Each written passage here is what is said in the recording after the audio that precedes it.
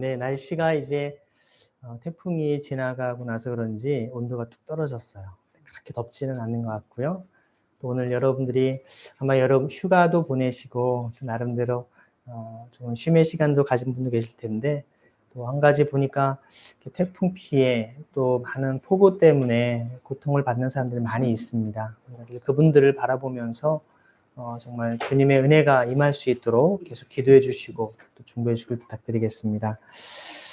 오늘은 여러분과 함께 룻과 나오미에 대한 이야기를 잠깐 살펴보려고 합니다. 사실 성경에서 보면 굉장히 그 삶이 기구한 인생이다라고 얘기하죠. 나름대로 이렇게 가뭄이 들어가지고 가족들이 이제 고향 땅을 떠나야만 하는 그런 안타까운 상황.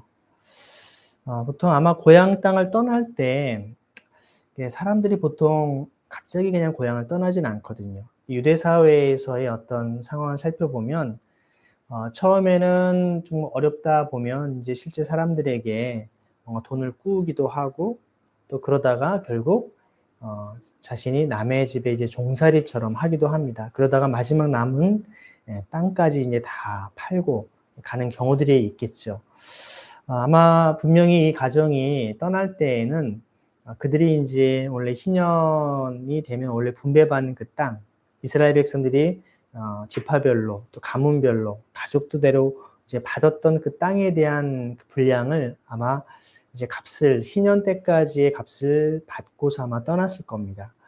아마 그렇게 해서 이제 그런 기근도 있고 가난하고 어려워서 새로운 희망을 쫓아갔지만, 거기에서 안타깝게도 실제로 남편을 잃고 또 두 자식들을 낳아서 다 장가를 보냈는데 두 아들까지 다 잃게 됩니다.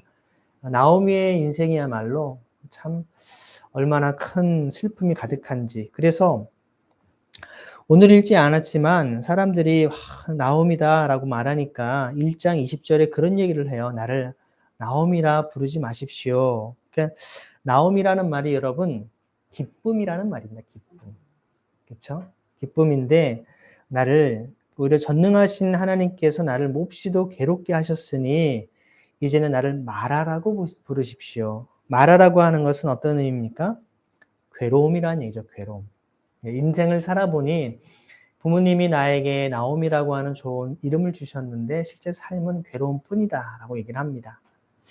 그러니까 성경에 나오는 이러한 인물들의 이름과 또 상황들이 그냥 우연이 된 것 같지는 않습니다. 오늘 여러분과 함께 우리가 희년에 대한 그런 가치를 한번 생각해 볼 때, 희년이라고 하는 단어를 보통 얘기할 때 기쁨의 해라고 얘기하거든요.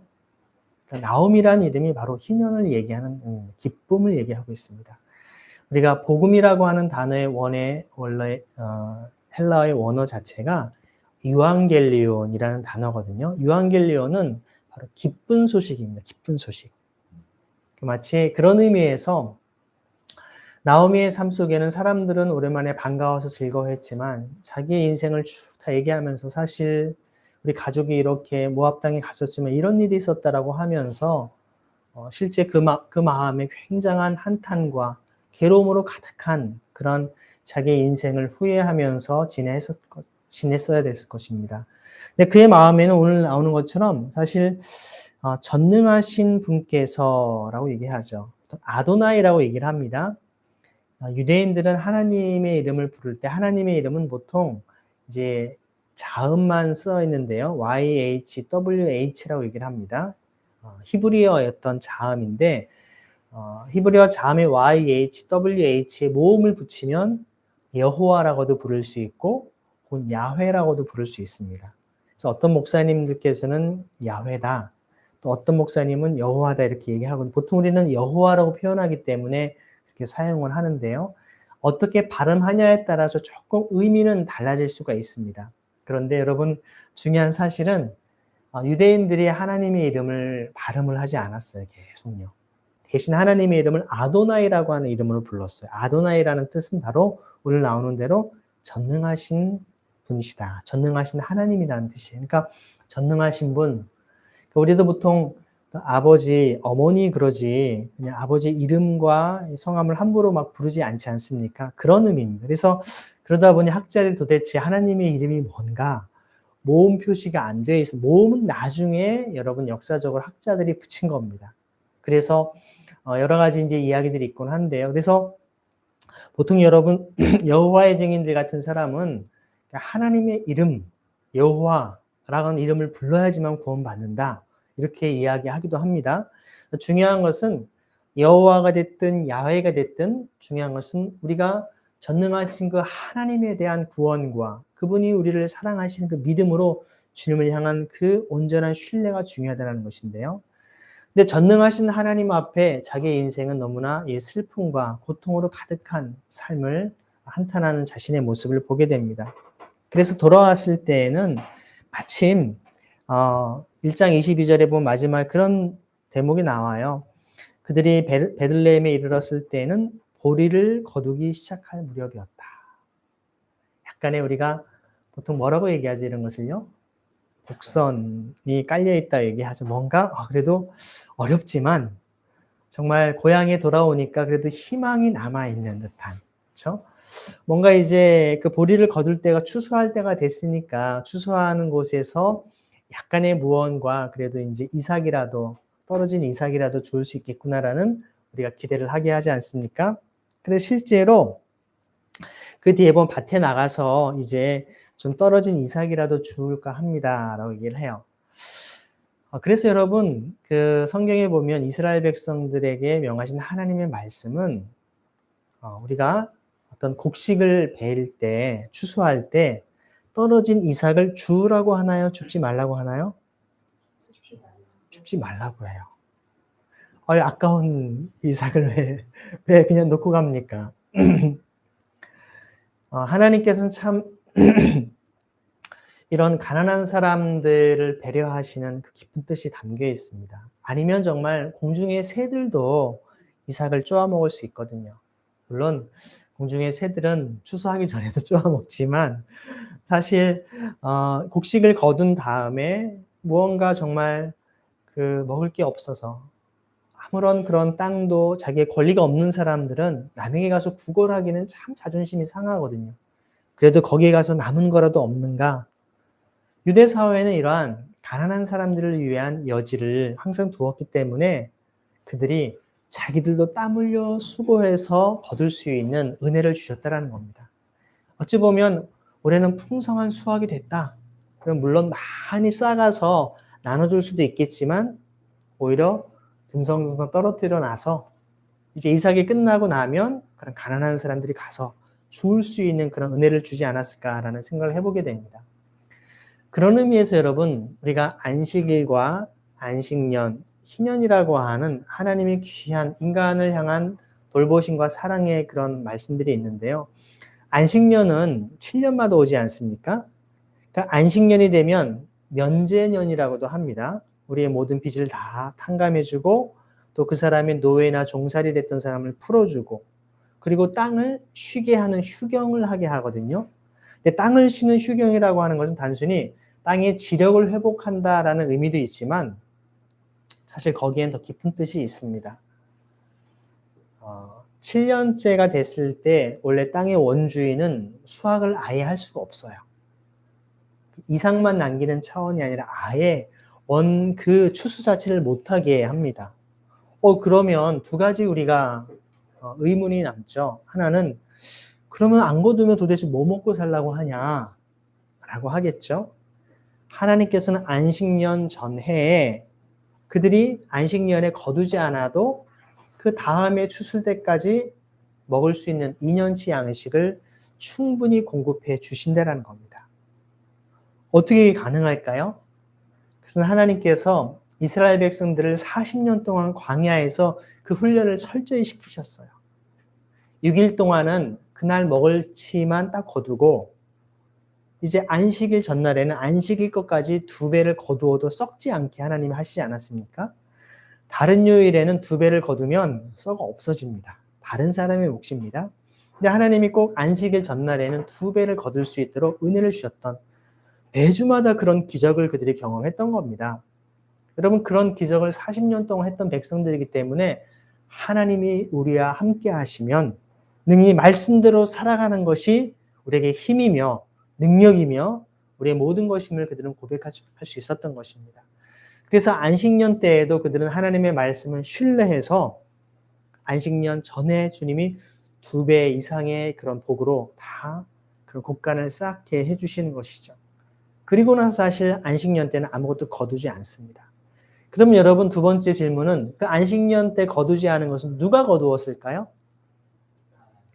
네, 유대사회의 그런 사회적인 약자들, 고아와 과부와 나그네, 오늘날 법적으로 보장받지 못하는 어려움에 있는 그 사람들이 그들이 가서 마음껏 추수할 수 있는 기회가 있었던 겁니다. 여러분 보면 사실 다른 해에는 그들이 떨어진 이삭 정도만 줍는 차원이었지만 안식년만 되면 마치 주인처럼 마음껏 땀 흘려서 거둔 것입니다.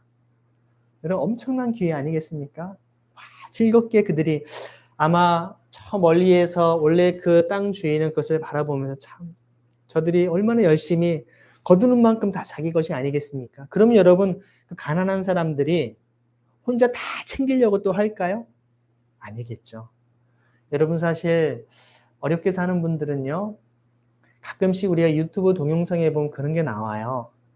이렇게 국어를 하시는 분이 뭔가 식사를 하고 있는데 뭐 피자나 무슨 햄버거 같은 걸 먹고 있습니다. 근데 어떤 사람이 멀쩡한 사람이 옆에 가서 제가 종일 아무것도 못 먹어서 배고픈데 저 좀 주시겠습니까? 라고 하면 물론 아마 영상에는 좋은 영상만 올린지 모르겠지만 대부분 그분들이 처음에는 왜 나한테 달라고 하나라는 표정에다가 나누어서 혹은 다 먹지 않았던 것을 그대로 주면서 같이 나누어 먹어요. 그러면 반드시 그분들이 더 큰 보상을 해주고 가곤 하죠. 그러니까 이분들은 사실 없어서 그렇지 자기가 조금이라도 자기 먹을 거 이상 남아있으면 얼마든지 다른 사람을 돕고 섬기고 나누는 마음이 있다는 것입니다. 가난한 사람들 그렇게 인색하지 않습니다. 가난한 사람들 그렇게 게으르지 않습니다. 여러분 우리나라 실제 소득 분위기에 따라서 소득 1부터 10까지 쭉 부자들을 10으로 놓고 가난한 사람을 1로 놨을 때요. 중간 이하 1부터 5까지의 사람들은 해가 갈수록 계속 소득이 더 줄어듭니다. 근데 6부터 10까지는 그냥 해가 갈수록 더 소득이 늘어나죠. 그 표를 가만히 보면 실제로 여러분 6분위부터 10분위까지 있는 부자인 사람들은 더 열심히 일을 하고 1분위부터 5분위까지 있는 가난한 사람은 아주 더 게으르고 일을 더 열심히 안 하기 때문에 더 가난해지는 것일까요? 아마 정반대일 거예요. 어찌 보면 가난한 사람들은 소위 새벽부터 밤늦게까지 뼈빠시로 열심히 일을 해도 계속 치솟는 전세가, 월세가, 물가, 어려움들 때문에 빚더미 때문에 더 소득이 더 줄어들고 마이너스가 됩니다. 가난해지죠. 반면에 부유한 사람들은 시간이 지날수록 점점 더 그냥 포트폴리오를 잘 짜놨기 때문에 주식, 부동산, 통장 여러 가지 잘 분산 투자를 해놔가지고 가만히 있어도 재산이 증식될 수밖에 없게 해놓은 것 아니겠습니까? 그야말로 게으름으로 친다면 누가 더 게으를까요? 죄송하지만 가난한 사람보다 부자들이 훨씬 더 상대적으로 게으른 삶을 산다 해도 과언이 아닐 겁니다. 이러한 현실을 주님은 너무나 잘 아셨기 때문에 그들이 평상시에는 이삭을 줍는 정도였지만 안식년 때에는 그들이 마음껏 추수의 기쁨을 일하지 않는 자는 먹지도 말라라고 성경이 말씀하는 것은 그들이 일하고 싶어도 일할 수 없는 사람마저도 먹지도 말라는 것이 아니라 일할 수 있는데도 불구하고 남의 것을 뺏어 먹는 그런 사람들, 아주 일만 만드는 그런 사람들을 문제시하는 것이고요. 대부분의 사람들은 가난한 사람이나 부유한 사람이나 다 땀 흘린 그 수고의 대가를 주님은 누리길 원한다는 것입니다. 그런 면에서 하나님께서는 이제 그런 이스라엘 백성들에게 이런 법을 허락해 주셔서 누구나 다 정말 어려움 속에도 먹고 살 수 있는 그런 은혜를 베풀어 주셨다는 겁니다. 그런데 오늘날 사회는 이 자본주의 사회의 냉혹함은요, 이삭도 남기지 않습니다. 여지도 남기지 않아요. 싹 다 긁어 모아버립니다. 우리의 삶의 주변에 그런 게 너무나도 많아요. 여지가 필요한데. 보통 우리가 큰 마트나 시장통을 가다 보면 특히 저녁에 한 9시, 10시 이렇게 문을 닫을 때쯤 가면 어떻게 합니까? 1+1, 떨이, 가격을 반값, 되게 이렇게 예를 들어서 회 한 사라도 이렇게 보면 2만 원씩 하던 거 싸게 한 10,000원 하다가 더 이제 가야 될 때 되면 2개 얹어서 10,000원. 굉장히 그냥 반값에 또 반값에 해서 싸게 내놓지 않습니까? 물론 여러 가지 이유가 있겠죠. 근데 이슬람 사회에서 가면요. 이슬람 사회에서는 반드시 그들이 값을 주고 사야 되는 것도 있지만 가난한 사람들 위해서는 떨이나 그 가게를 문 닫기 전에 막판에 그러는 것이 아니라 항상 가난한 사람, 소위 고아와 과부, 나그네 같은 사람들을 무료로 가져갈 수 있는 그런 것들 따로 둔답니다.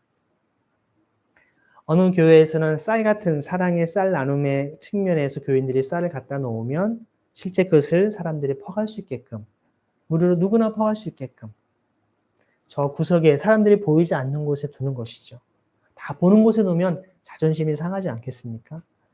아무튼 이렇게 우리가 가난하고 어려운 사람들이지만 그들의 자존심이 상하지 않고 그들 나름대로 저걸 생계와 끼니를 이어갈 수 있는 우리가 지혜를 모아야 할 줄 압니다.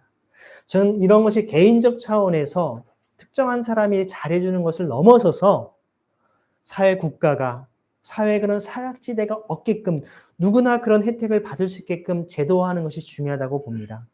그 중에 하나가 기본소득 혹은 시민소득, 시민배당, 용어는 다양하게 우리가 사용할 수 있습니다. 모든 사람들에게 골고루 나눠줄 수 있는 법과 제도가 더 정착이 되어야 되지 않을까 그런 생각들을 해보게 됩니다. 그러면서 이제 참 감사하게도 아마 룻은 그 시어머니를 따라와서 자기 고향이라고 하는 시어머니의 고향이 왔지만 이 베들레헴이라고 하는 것이 되게 낯설고 그녀에게는 사실 이방 땅 아니겠습니까? 사람들이 그를 맞이하죠. 어떻게 정말 과부가 됐는데도 자기 고향에 남지 않고 정말 시어머니 따라왔어. 저렇게 참 대단한. 근데 어머니의 하나님이 나의 하나님입니다. 그런 신앙 고백하면서 여호와 하나님을 섬기겠다고 한 저도 참 대단한 여인 같아. 아마 그런 칭찬이 있으면서 사람들이 그 여인에 대한 소문을 들었을 겁니다. 그러면서 그가 일하러 나왔는데 놀랍게도 일하게 된 땅이 누구의 땅입니까? 보아스의 땅이었죠. 그래서 보아스의 땅에서 일을 하게 됐는데 오늘 말씀을 보면 이제 저녁 때까지 밭에서 이삭을 주었습니다. 아침부터 저녁까지 아마 열심히 일을 한 겁니다. 가난하니까 또 실제 이것을 다 주어서 그들이 이제 살아가야 되니까 보리가 한 에바쯤 됐다. 아마 한 에바가 정확한 키로수는 모르겠지만 제가 예상하기에는 이 여인이 들고 갈 수 있는 최대의 분량을 담지 않았을까. 다 담아가지고 이제 짊어지고 머리 이거 제가 어떻게 했는지는 정확히 모르겠지만 최대 많이 이제 힘 있는 여인입니다. 다 해서 그것을 가지고 성읍으로 돌아갑니다. 주워온 것을 가지고 이제 시어머니한테 어머니 보세요 이렇게 많이 가지고 왔어요. 그러니까 어휴 수고 많았다 수고 많았다 어쩜 이렇게 많이 갖고 왔냐면서 다 그들이 배불리 먹었어요. 정말 배불리 먹을 수 있다라고 하는 거 가난한 사람들이 그것만큼 행복한 것이 없겠죠. 그래서 남은 이제 볶은 곡식도 꺼내서 이제 막 드립니다. 근데 사실 여기에 보니까 이런 말씀이 있기 이전에 보니까 더 많이 이렇게 어떤 보아스가 이렇게 제공을 한 것을 볼 수가 있어요. 오늘 읽지 않았지만 14절에 보면 음식을 이렇게 드시라고 하면서 정말 여러 가지 훨씬 더 배부르게 또 먹을 걸 다 줍니다. 그리고 이제 실제로 16절 오늘 읽은 그 앞에 말씀에 보면 오히려 단에서 조금씩 이삭을 뽑아 흘려서 그 여인이 줍도록 해주게. 그냥 이삭만 남은 게 아니라 단은 뭡니까? 단은 이제 가져가서 곡식을 털어야 될 거거든요. 주인의 몫이에요. 근데도 단도 일부러 흘리라는 거예요. 흘려서 그 여인이 많이 더 가져가게끔 하라고 보아스가 특별 지시를 한 겁니다. 도대체 무슨 관계길래 이렇게 아마 성경을 보면 나이가 많고 이 여인은 비교적 이렇게 적은 그런 나이. 아마 유대 사회에서 몇 세의 나이에 시집장가를 갔는지 정확히 알 수는 없지만 보았을 때 이게 아마 룻은 그래도 젊은 아가씨인 것 같고요. 물론 결혼을 했다가 이제 과부가 됐지만 반면에 보아스는 실제로 자신의 어떤 그 나오미의 얘기를 보면 우리가 사실 예전에 예루살렘 떠나기 전에도 우리 가족들에게 은혜를 베풀었던 사람인데 하는 얘기를 보면 예전에도 자기 남편이 살아있을 때에도 아주 은혜를 베풀었던. 왜냐하면 이미 자기의 자식들이 커서 장가를 보낼 정도였으니까 최소한 20년 이상은 지나지 않았겠습니까? 그렇게 치면 아마 이 보아스의 나이는 나오미나 자기 남편 나이보다 비슷하거나 혹은 더 많거나 뭐 적을 수도 있겠지만 적어도 이 룻의 나이보다는 부모뻘 정도 되는 한 20세 이상의 차이는 날 수 있다라고 우리가 예상을 해보게 됩니다. 그래서 그런 가운데 이제 이 룻에게 아주 친절을 베푼 것을 막 자랑을 했겠죠. 어머니가 물어봐요. 오늘 어디서 이삭을 이렇게 주었는데 많이 갖고 왔냐? 어디서 일을 했냐? 너한테 이렇게 해준 사람 하나님이 복을 베푸시기를 바란다. 저는 성경에 이런 대목이 너무나 중요하다고 봅니다. 여러분, 제가 신학을 오랫동안 공부하고 성경을 보면 볼수록 우리가 가질 수 있는 구원의 확신이 무엇인가? 제가 종종 말씀을 드렸기 때문에 아실 겁니다. 여러분, 구원의 확신은 여기에 있습니다. 하나님께서 저 사람에게 복을 베푸시기를 바랍니다. 그 얘기를 들은 사람은 하나님의 구원에 임하는 사람인 줄 믿습니다. 마태복음 25장에 보면요. 예수님께서 마지막 심판 때에 정말 양과 염소를 나누듯이 천국과 지옥으로 그들을 구분하는 장면이 최후의 심판을 설명해 주시는 장면이 나옵니다. 거기에서 여러분, 주님께서 천국과 지옥을 나누는 기준이 무엇입니까? 지극히 작은 소자 하나에게 한 것이고 나에게 한 것이다. 놀라운 사실은 그 사람들은 그분이 예수님인지 몰랐다라는 거예요. 여러분, 우리가 예수님이시다 하고 오셨으면 누가 예수님 영접하지 않겠습니까? 누가 예수님 대접을 극진히 안 하겠습니까? 근데 예수님은 내가 예수다라고 오시지 않는다라는 거예요. 오히려 병든 사람, 옥에 갇힌 사람, 목마른 사람, 헐벗은 사람, 이러한 모습으로 우리에게 오셔가지고 실제로 우리가 금방 알아볼 수 없게끔 하신다라는 거예요. 우리 주변에 삶의 정말 많은 복지의 사각지대, 사람들의 도움과 사람들의 관심에서 벗어난 그 사람들을 향한 진정한 사랑과 돌봄으로 우리가 그들을 섬길 때 그 사람들의 마음에 참 고맙다. 저 사람 때문에 내가 살 수가 있구나. 참 하나님 저런 사람, 하나님 살아계시다면 저런 사람 복 주세요. 그런 사람에게 진정한 구원이 있다는 것입니다. 죄송하지만 구원은요. 캠퍼스의 선교단체식으로 우리가 성경 암송을 하고 내가 예수 믿었으니까 나는 구원 받는 거야. 확신한다고 해서 구원받는 것이 아닙니다.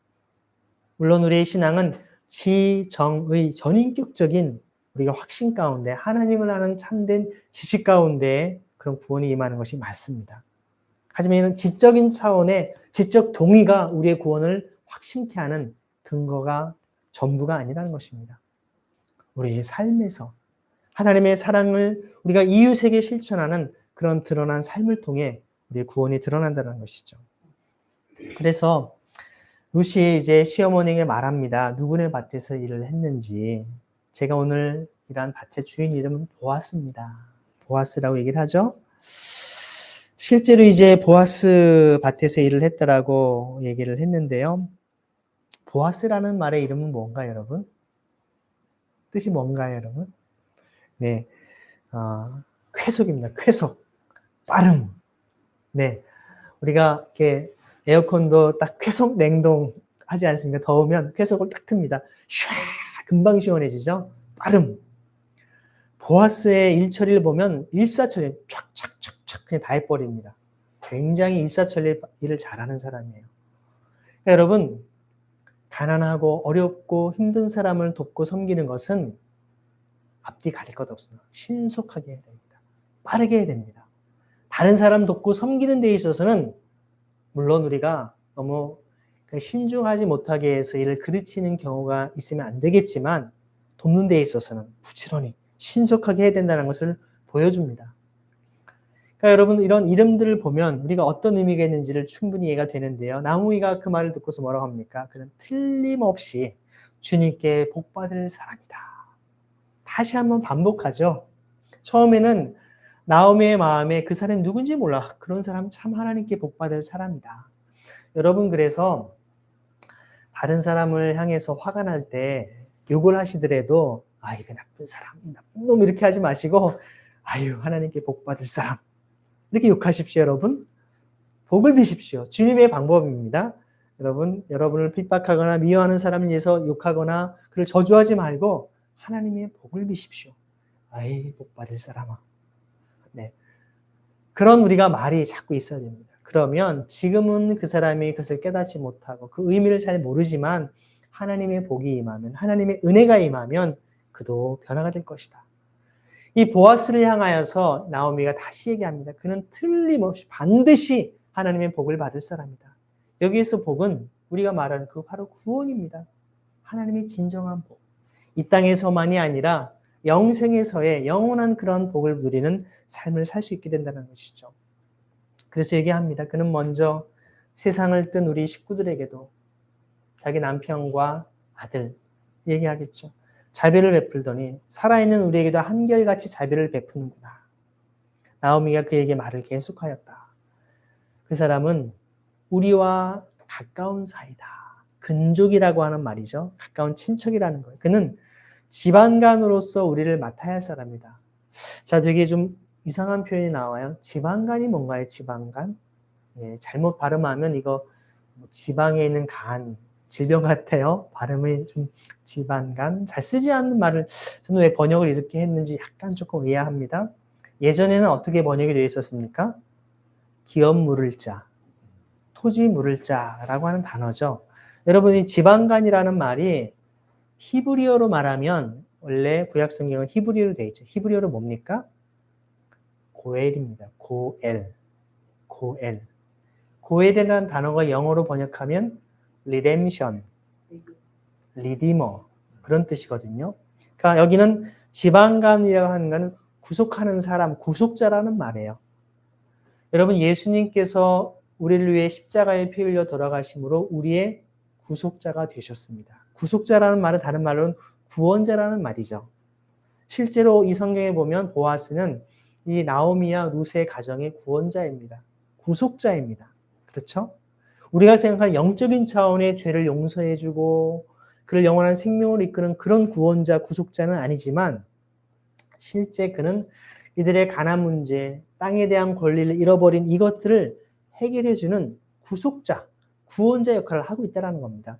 그래서 우리가 여러분이 잘 아는 단어로 번역하면 구원자라는 말입니다. 구속자라는 말이에요. 리디머라는 뜻이죠. 여러분 예수님이 우리의 구원자가 되신 것처럼 보아스와 같은 진정한 주님을 사랑하고 신뢰하는 사람의 온전한 삶의 모습은 우리 이웃의 땅에 대한 권리를 잃어버리고 빚지고 종살이처럼 노예와 같은 삶을 살아가는 사람들의 우리는 구속자, 구원자가 되어야 됩니다. 그러기 위해서 예수님께서 왕으로서 제사장으로서 선지자로서의 기름 부으심을 받은 것처럼 우리도 이 땅 가운데 정말 구속자의, 구원자의 삶을 살아가기 위해서 왕과 선지자와 제사장으로서의 사명을 감당하도록 성령 하나님의 기름 부으심을 받은 사람이 바로 그리스도인입니다. 그래서 여러분, 여기에 지방간으로서 우리를 맡아야 될 사람이다. 이 의미가 굉장히 중요합니다, 여러분. 자, 그 사람은 우리와 가까운 사이다. 그는 지방간으로서 우리를 맡아야 될 사람이다. 여러분, 제가 오늘 말씀 제목을 어떻게 잡았습니까? 오늘 말씀 제목은 여기 보시는 것처럼 나오미와 룻의 소망이라고 얘기를 했어요. 아마 룻은 이런 어머니의, 시어머니의 깊은 뜻을 잘 모를 수 있었을 겁니다. 지금 나오미의 소망이 이제 룻의 소망으로 바뀌는 과정이 이제 뒤에 펼쳐지긴 하는데요. 나오미의 마음 가운데에는 고향 땅으로 돌아오는데 소망이 있었어요. 한 줄기 빛이 있었습니다.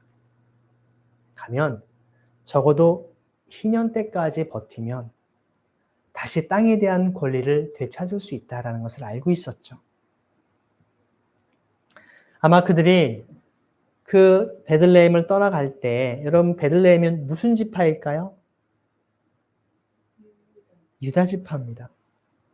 나오미가 여러분 나중에 이 루세에게서 나오는 자녀가 여러분 다윗의 조상이 됩니다. 다윗 가문이 유다 지파입니다. 베들레헴 아닙니까? 그래서 유다 지파의 땅을 분배를 받았기 때문에 이 나오미의 마음에는 희년이 되면 그 땅에 대한 권리를 돌려받을 수 있기 때문에, 그러면 자신이 죽더라도 이 룻이라도 그 땅에 먹고 살 수 있다라는 기대감으로 그 작은 소망을 가지고 돌아왔을 겁니다. 그런데 여러분, 이처럼 희년이 돌아올 때까지 50년, 만약에 이들이 한 25년 있다가 갔습니다. 나머지 25년이 남아서 거기에서 언제 희년이 돌아올지, 그때까지 살지 모르지만 적어도 50년마다 한 번씩 희년이 돌아왔기 때문에 그런 소망을 가지고 왔을 겁니다. 근데 여러분, 희년이 다가오지 않아도 가까운 친척이 그들에 대한 빚 문제나 또 종살이 문제를 해결해주고 또 토지에 대한 땅값을 대신 지불해줘서 그들을 희년과 똑같은 권리를 되찾아주는 사람이 있다면 그들은 희년이 앞당겨지는 겁니다. 희년이 앞당겨지는 게 바로 뭡니까? 그게 바로 고엘입니다. 희년을 앞당겨서 실천하는 사람이 구속자, 구원자, 리디머라고 하는 고엘이라는 뜻이에요. 알이라고 이제 히브리어는 발음을 하고 있는데요. 여러분, 이것은 굉장한 중요한 의미가 있습니다. 예수님께서 우리의 구원자가 되셨다라고 하는 것은요, 우리에게 잃어버린 하나님의 나라에 대한 땅을 돌려주는 의미도 있지만 실제 이 땅을 살아가는 삶에서 인간 이하의 삶을 살아가는 가난하고 고통받는 사람들에게 그들에게 인간다운 삶을 살아갈 수 있는 권리를 되찾아주는 역할을 하셨다는 얘기입니다. 이렇게 한번 생각을 해보면 좋습니다. 만약에 여러분 땅을 이렇게 예를 들어서 한 100평을 가지고 있다. 그 땅에서 농사를 짓고 살아가는데 예를 들어서요. 그 땅에서 한 해에 한 2천만 원 정도 예를 들어서 수확을 거둔다고 한번 생각해 봅시다. 그러면 여러분 50년이면 2천만 원 곱하기 5년이면 1억이고 50년이면 10억이겠죠. 그렇죠? 그러니까 그 땅을 그 가정이 그 가문이 실제로 받아서 50년 동안 10억 원어치의 가치를 가지고 살 수 있는 가정이라는 거예요. 근데 만약에 한 20년을 살다가 20년이 지나서 땅을 팔고 돌아갔을 때 그들은 이 10억 중에서 20년어치인 얼마가 되죠? 4억을 그들이 받아갔고, 이제 사용했고, 나머지 6억에 30년어치를 실제 땅에 대한 값을 다른 사람에게 받아서 간 겁니다. 그리고 거기 있는 사람들은 나머지 30년 동안 이제 30년 동안에 한 6억 원어치의 가치를 땅에서 얻게 되는 것이죠. 그래서 희년이 되면 다시 돌려준다고 해서 서로 손해보는 게 아닙니다. 원주인에게 돌아가는 겁니다. 근데 문제는 이 사람들이 20년 동안 이제 사용하고 떠났다가 한 15년이 지난 다음에 돌아왔어요. 그러면 6억 가운데 한 3억어치는 실제 아직 이 사람들이 사용할 수 있지 않습니까? 근데 다 정말 거지처럼 돼서 돌아왔단 말이에요. 이 땅에 대한 권리를 돌려받으려면 얼마가 있어야 돼요? 3억 원이 있어야 돼요. 지금 만약에 제가 가정을 해본 겁니다. 나오미와 룻이 지금 이렇게 한 15년 정도 남았는데 50년 중에 35년을 그렇게 지냈고 한 15년어치에 한 3억 원어치의 값을 지불하지 않으면 이 땅을 돌려받을 수 없는 상황이에요. 근데 이 3억 원어치를 지방간이라고 하는 아까 얘기했던 토지를 물을 수 있는 유력한 가까운 근족이 물러줘야 돼요. 그러면 여러분, 자기 친척이 정말 다른 데 갔다가 정말 그야말로 알거지가 돼서 돌아왔는데 그 사람을 위해서 3억 원어치의 값을 지불하고 그 사람이 다시 살아갈 수 있게끔 지원하는 거 여러분 쉬운 일일까요? 어려운 일일까요? 쉽지 않은 일입니다. 쉽지 않아요. 오늘 말씀 뒤에 보면 어떤 일이 있습니까? 보아서 굉장히 신속하게 하면서 법적으로 따져보니까 이 나오미 룻의 그 남편과 그 아들들의 그런 더 가까운 친척이 있었어요. 근데 성경에 그 이름은 언급하지 않습니다. 그 사람에게 찾아가서 자, 이 사람들의 고해를 할 거냐라고 요청을 하죠. 근데 그 사람이 그걸 실행을 했을까요? 안 했을까요? 처음에는 하겠다 그랬어요. 하겠다고 했는데 왜냐하면 유대 사회가 그것을 고해를 하지 않는 게 되게 실제 수치를 당하는 것 같은 느낌이 있어요. 왜냐하면 실제로 보면 이 사람을 신발을 벗기고 그 사람을 사실 약간 비난하는 듯한 신발을 벗긴다는 것은 여러분 종이나 노예들이 하는 겁니다. 탕자에 비해서 보면 노예살이하던 그 아들이 돌아왔을 때 신을 먼저 씻기지 않습니까? 넌 더 이상 노예가 아니야. 더 이상 종이 아니야. 너는 아들로서의 신분이 회복됐어 하는 건데 반대로 신을 벗긴다? 물론 하나님께서 모세에게 내 신을 벗으라. 내가 선 것은 거룩하다.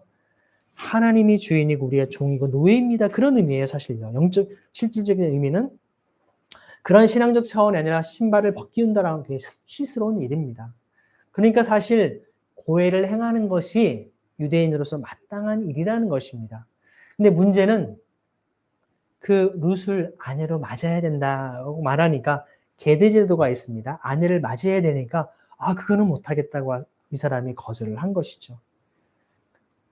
아마 보아스의 마음에는 내심 자신이 그것을 다 했으면 했는데 저 사람이 다 하면 어떡하나 했을지도 모르겠어요. 감사하게도 그 사람이 다 이제 하지 않으니까 결국 보아스가 소위 말해서 아까 제가 가정한 거면 한 3억의 돈을 다 들여서 나오미와 룻에 대한 땅에 대한 권리를 돌려주고 그리고 룻까지도 아내로 맞이하게 됩니다.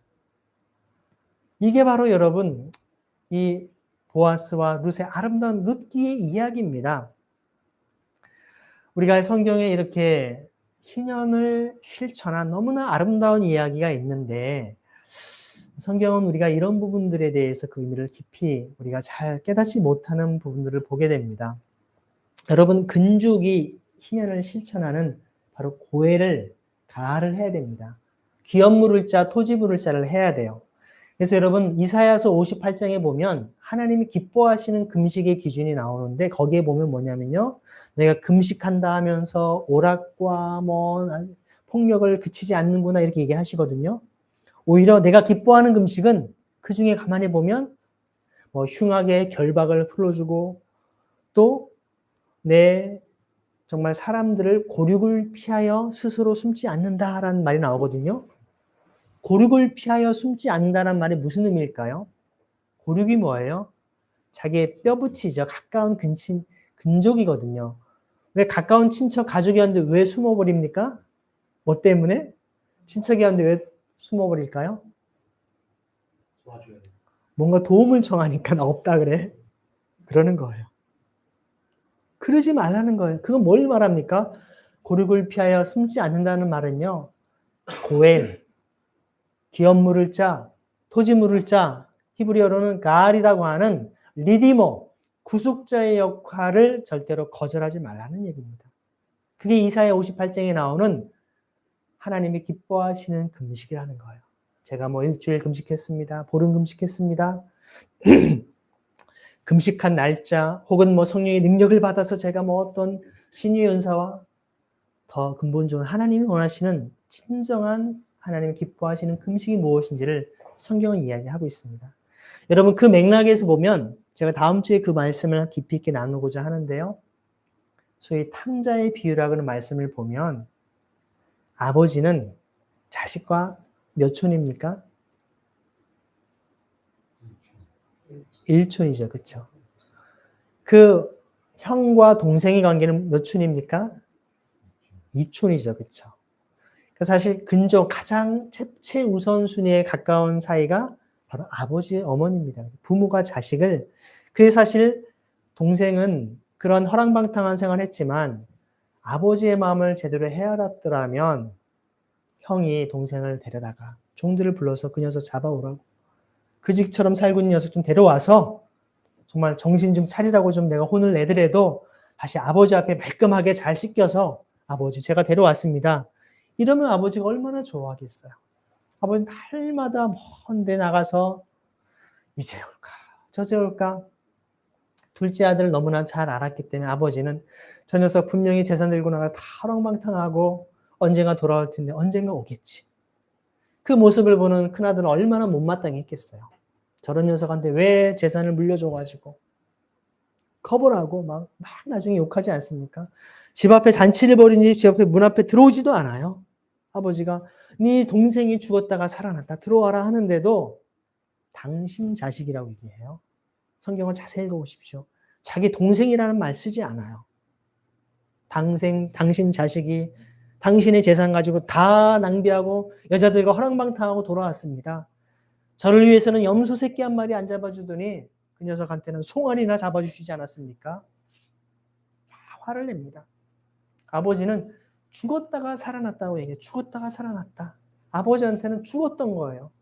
오늘 아침 전화하거나 차 타고 금방 올 수 있는 그런 시대가 아니지 않습니까?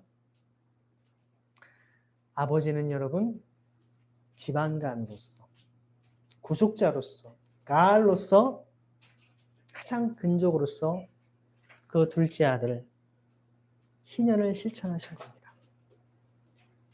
종살이 신발시키면서 회복시켜주고요. 빚졌던 거 모든 거 다 해결해주고 땅에 대한 토지에 대한 권리를 다시금 되찾게 해준 것입니다. 희년을 실천한 것이죠. 여러분 우리가 이런 맥락에서 성경을 한번 보십시오. 성경의 희년 사상은요. 그냥 레위기 25장 몇 군데 그냥 잠깐 나왔고 폐기된 율법 더 이상 지키지 않아도 되는 그런 것이 아닙니다. 성경 전체에 정말 면면이 흐르는 사상이라는 것이죠. 그래서 얼마나 정말 그 루시 할 말이 많아요. 어머니 그뿐만이 아니야 하면서 막 그냥 갔다 와가지고 사실 집안에 대화가 많은 가정은 이렇게 때때로 싸울 수 있어요. 불화가 있을 수 있어요. 그래도 서로 관계를 해결할 수 있습니다. 평상에 대화를 많이 해야 됩니다. 그래서 막 어머니한테 얘기를 하는 거예요. 막 저를 따라다니라고 했어요. 하니까 어머니가 좀 조심을 하죠. 야 근데 차라리 너 그렇게 남자들 따라다니면 위험하다.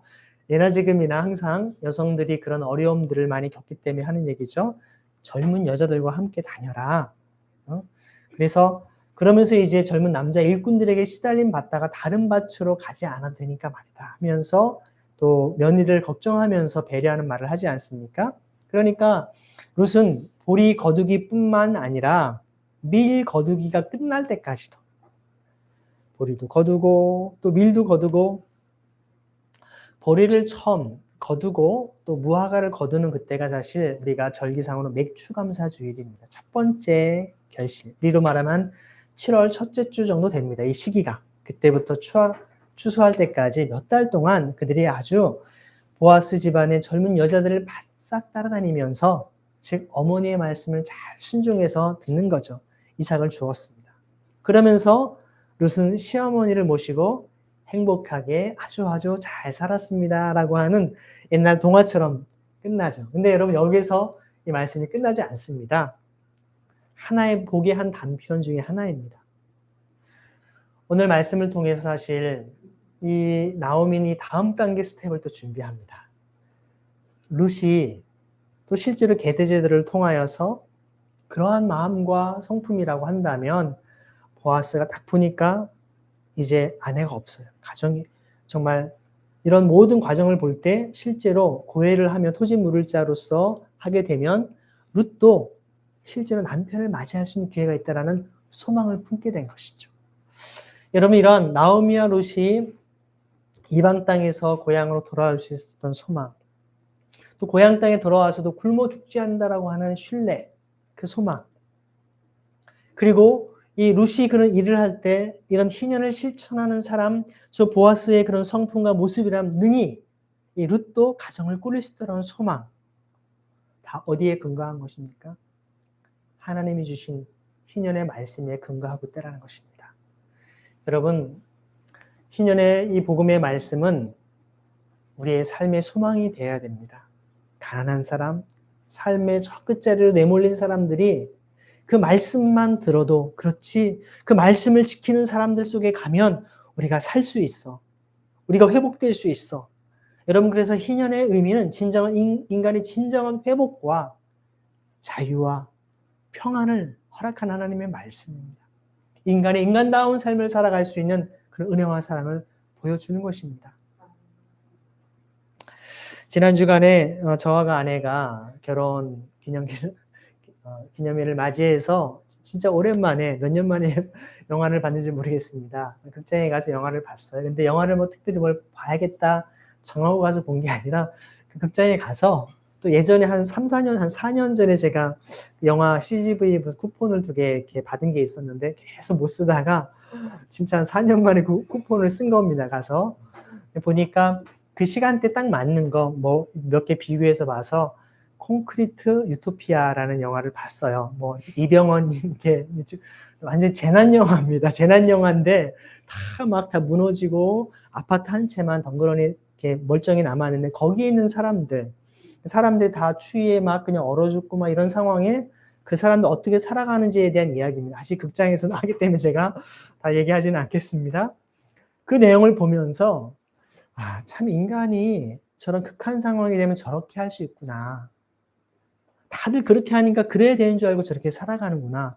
그런데도 그 속에서도 어떤 인간미를 가지고, 인간미라고 하는 것은 인간의 가장 근저에 있는 생명을 소중히 여기고 다른 사람을 배려하는 사람들이 있거든요. 근데 그런 사람은 항상 약자입니다. 무시받아요. 그런 사람, 지금 때가 어느 때인데 그런 얘기 하느냐, 다 죽게 생겼는데 이렇게 얘기하는 거죠. 우리 먹고 살기도 힘든데 하면서 그야말로 양육강식, 적자생존, 짐승의 세계처럼 막 투쟁해서 힘 있는 사람이 다 모든 것을 이길 수 있는 그런 삶을 살아가려고 한다는 것이죠. 우리의 삶에 여러분, 우리가 잊지 말아야 될 가치가 있습니다. 여러분, 한 사람 한 사람, 아무리 그 사람이 못났고 부족하고 실수투성이고 우리를 힘들게 할지라도 그 사람을 하나님이 창조하셨고 하나님의 형상대로 지음받았다는 사실을 기억하시길 바랍니다. 나 자신도 그런 것처럼 다른 사람 한 사람도 그렇다라는 것이에요. 그 사람을 위해서 우리가 온 힘과 정성을 다해 섬기고 도울 수 있는 누구도 쉽게 죽여서는 누구도 쉽게 배제해서는 안 되는 소중한 하나님의 형상대로 지음받은 사람이라는 것이에요. 한 사람 한 사람을 소중히 여기고 사랑하는 마음을 품어야 됩니다. 그것이 그리스도인이 가져야 될 가장 중요한 하나님을 사랑하는 사람의 마음 아니겠습니까?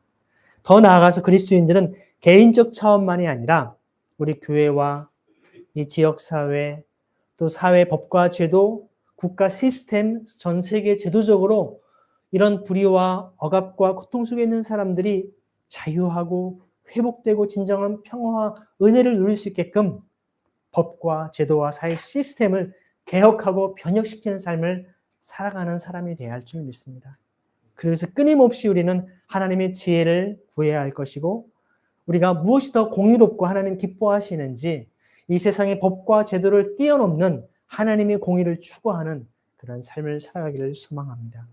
그래서 오늘 말씀에 이 희년의 기쁨이 정말 나오미와 룻 그리고 보아스의 가정에서 이루어진 것만이 아니라 그럴 때 그런 가정에 다윗이라고 하는 위대한 믿음의 하나님의 정말 그 구원받을 하나님의 구원 그 다윗의 가문이 탄생하지 않습니까?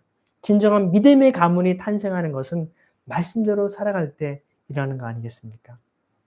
오늘 함께 이 말씀을 붙잡으면서 같이 기도하길 원합니다. 잠깐 기도하실 때 주님 우리에게 하나님의 사랑과 은혜로 함께 하셔서 하나님의 말씀을 우리가 굳건히 붙잡고 지킬 수 있는 용기를 허락하여 주옵소서. 사람들이 뭐라 한다 할지라도 주님의 뜻대로 살아간 우리의 삶, 하나님의 영광을 위해 나갈 수 있도록 인도하여 주옵소서. 같이 이 시간 합심하여 기도하겠습니다.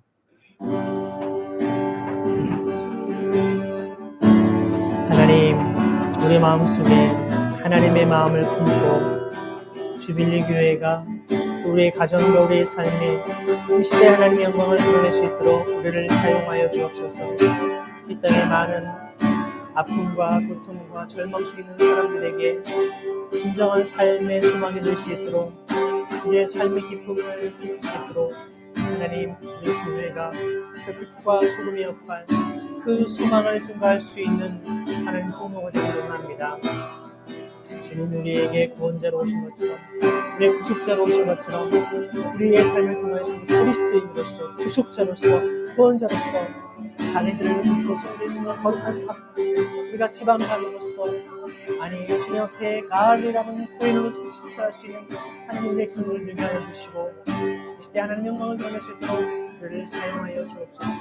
우리 마음 그 가운데 함께 주님을 보게 하시고 하나님의 영광을 간절히 구할 수 있도록 인도하여 주옵소서. 주님 송축합니다.